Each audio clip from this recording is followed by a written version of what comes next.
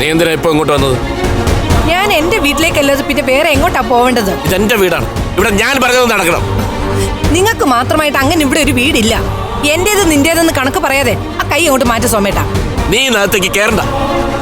എന്റെ അനുവാദം കൂടാതെ ഈ വീട്ടിൽ നിന്ന് പുറത്തേക്ക് പോയ നീ ഇനി ഞാൻ അനുവദിച്ചിട്ട് അകത്തോട്ട് കയറിയാ മതി. അനുവാദം ചോദിച്ചിട്ട് നിങ്ങൾ തന്നില്ല, പകരം അറിയിച്ചിട്ടല്ലേ ഞാൻ പോയത്. ഞാൻ സമ്മതിച്ചില്ലല്ലോ.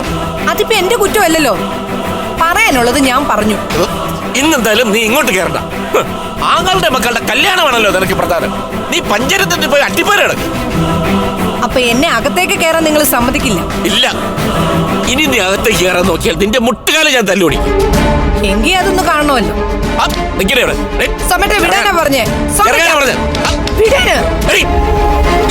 എവിടെ പോണത്?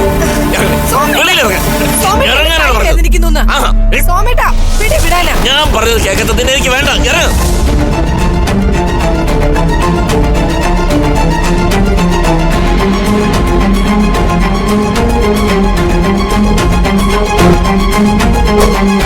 അച്ഛാ,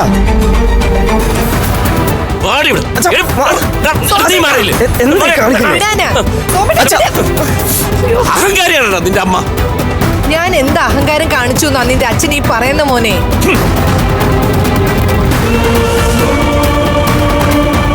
ആ പിള്ളേർക്ക് അമ്മയുടെ സ്ഥാനത്തുള്ളത് ഞാനാ. പുടവ എടുക്കാൻ പോയപ്പോ കൂടെ ഞാനും ഒന്ന് പോയി. അതാണോ ഞാൻ ചെയ്ത തെറ്റ്? അവള് നിർബന്ധിച്ച നമുക്ക് 3 പേർക്കും ഡ്രസ്സ് എടുത്ത് തന്നിരിക്കുന്നത്. ആ സ്നേഹം കാണാനുള്ള കണ്ണ് വേണ്ടേ ഈ മനുഷ്യന്? അവളുടെ ഒരു സ്നേഹം എടുത്തെറിഞ്ഞ ഡ്രസ്സ്.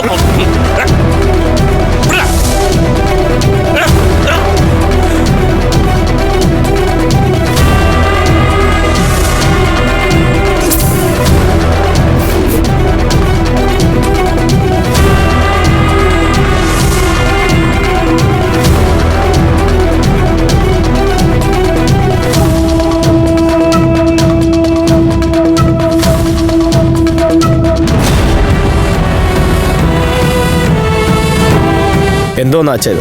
കൊച്ചുകുട്ടികളെ പോലെ രണ്ടുപേരും കൂടെ എന്നെ തോൽപ്പിക്കാനൊന്നും ശ്രമിക്കണ്ട. മനസ്സിലായടി?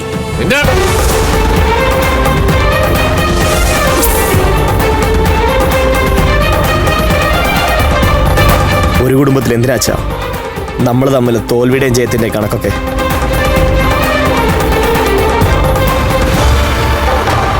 ഈ വീട്ടിൽ കയറ്റിയില്ലാന്ന് വെച്ചേ ഞാൻ തെരുവിലൊന്നും പോവില്ല. അതും കൂടി നിങ്ങൾ മനസ്സിലാക്കണം. ഞാൻ ഇവിടുന്ന് ഇറങ്ങിയ ആ നിമിഷം നിങ്ങൾ ഇവിടുന്ന് ഇറങ്ങേണ്ടി വരും. അതിനുള്ള നിയമമൊക്കെ ഉണ്ട് ഇവിടെ, അറിയാമല്ലോ. അമ്മയൊന്നും മിണ്ടായിരിക്കും. അച്ഛൻ ഇപ്പോഴത്തെ ദേഷ്യത്തിന് പറയുന്നതല്ലേ. അമ്മ അതിനൊപ്പം തുള്ളിയാലോ.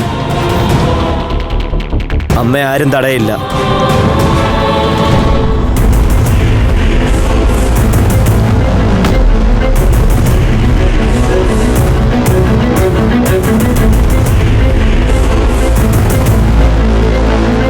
വാ അമ്മേ.